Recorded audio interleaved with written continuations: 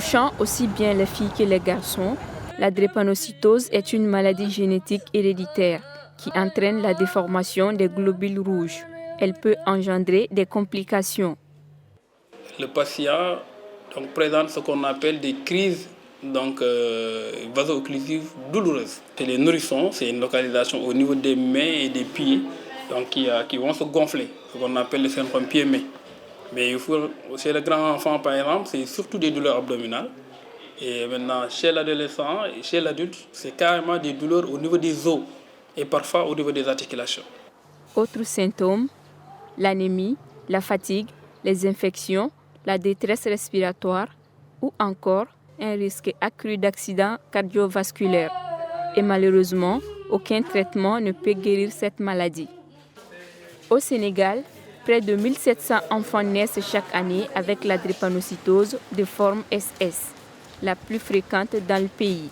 À l'hôpital pour enfants Albert Royer, les jeunes atteints sont suivis de près. Et pour les médecins, l'idéal est de pouvoir dépister la maladie le plus tôt possible.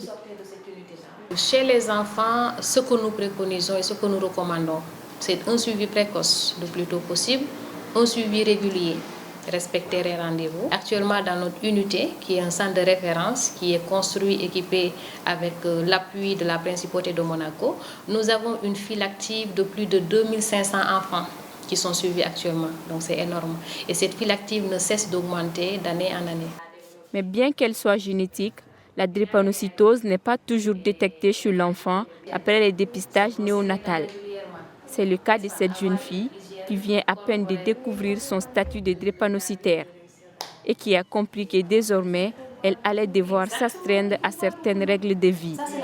Je dois prendre régulièrement mes médicaments, ne jamais manquer d'oxygène, ne jamais forcer, ne pas faire les sports. On ne prend pas de médicaments qu'on n'a pas prescrits.